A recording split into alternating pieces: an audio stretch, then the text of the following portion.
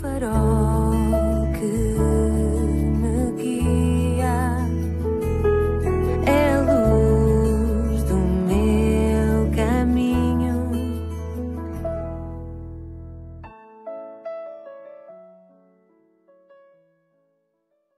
Sou o Carlos Oliveira, bem-vindo à 155ª edição do programa Pedindo Luz.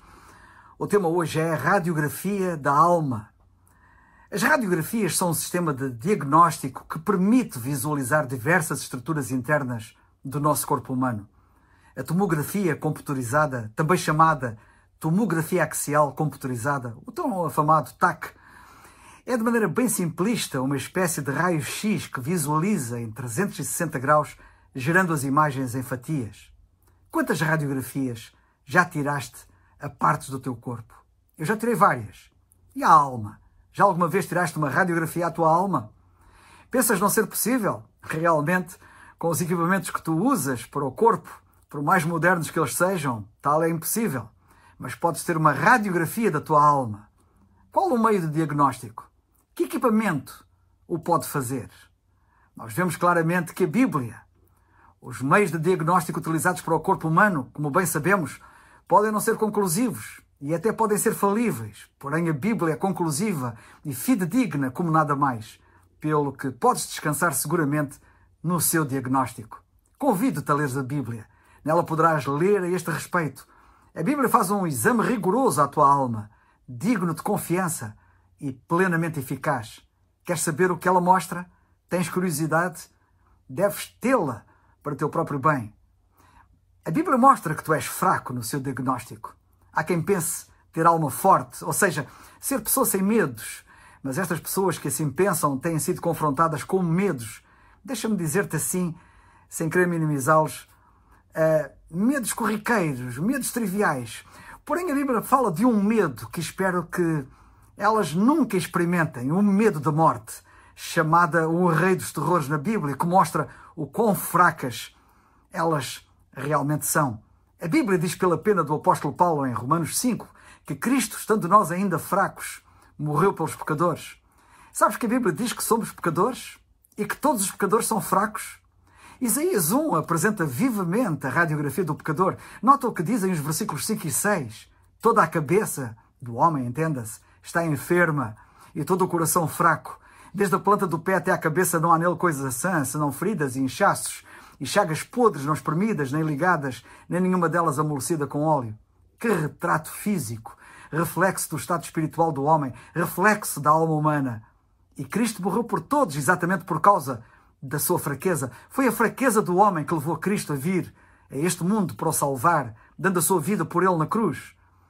Por ser fraco, o homem nada podia, nem pode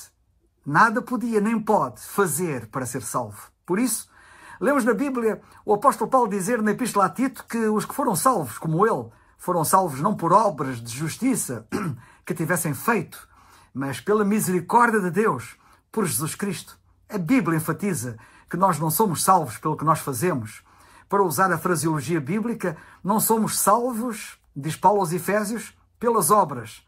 Se assim fosse, Cristo não teria necessidade de vir à Terra. Ele veio porque os homens estão numa situação de tal fraqueza que são incapazes de fazer o que quer que seja para se salvarem. A palavra grega, traduzida por fraco, quer dizer enfermo, sem forças, e é assim traduzida noutras ocorrências na Bíblia, como por exemplo em Atos 5, versículos 14 e 15, quando nós lemos: e a multidão dos que criam no Senhor, tanto homens como mulheres, crescia cada vez mais, de sorte que transportavam os enfermos para as ruas e os punham em leitos e em camilhas. Evidentemente que este quadro é perfeito. Temos aqui alguém enfermo, prostrado numa cama, no seu leito, sem condições de fazer o que quer que seja. É assim o pecador. Está neste estado. O coxo curado, que é referido em Atos dos Apóstolos, capítulo 3, na Bíblia, é chamado enfermo no capítulo 4 e versículo 9. Curiosamente, no capítulo 3 e no versículo 2, lemos acerca dele que ele era coxo desde o ventre da sua mãe, o que mostra e comprova que o homem é fraco por natureza, por nascimento, não por prática. Não se tornou fraco alguns no percurso da sua vida. O homem nasce assim mesmo, em estado de fraqueza. A fraqueza do homem impede-o, portanto, de se poder salvar. O paralítico de que a Bíblia diz estar junto ao tanque de Siloé, do qual lemos em João 5, nada podia fazer para se salvar, Foi Cristo que teve que intervir, que o salvou, tornando-o são. Tal está registado para que todos percebamos que nada podemos fazer para ser salvos e que só o Senhor Jesus Cristo pode trazer salvação. Tem sido uma tragédia para as pessoas estas pensarem que se podem salvar por aquilo que fazem. Desenganem-se, porque ninguém é salvo por aquilo que faz. Como aconteceu com a mulher de que lemos em Marcos capítulo 5, versículo 26, que padecia de uma hemorragia contínua, os teus recursos para poderes resolver o problema também se esgotarão, sem qualquer resultado, precisando como ela do Salvador. Em João 6, vemos os discípulos fatigarem-se a remar para chegar a Porto Seguro, sem sucesso, pois apesar do seu esforço, das suas obras, estavam cada vez mais longe, já no alto mar, diz a Bíblia. Ver-te-ás cada vez mais longe do objetivo, a salvação da tua alma, se te esforçares por ti próprio. O mesmo te acontecerá, se quiseres fazer algo para te salvares. Foi só quando eles receberam o Senhor Jesus Cristo no barco, diz a Bíblia, que este barco chegou logo, imediatamente, a Porto Seguro. A Bíblia diz em João 1,12 que recebemos o Senhor Jesus Cristo crendo nele como nosso Salvador. É assim que o recebemos agora. Por que esperas? A Bíblia diz em Efésios 2, pela graça sois salvos, por meio da fé. E isto não vem de vós, é dom de Deus, é dádiva de Deus, não vem das obras.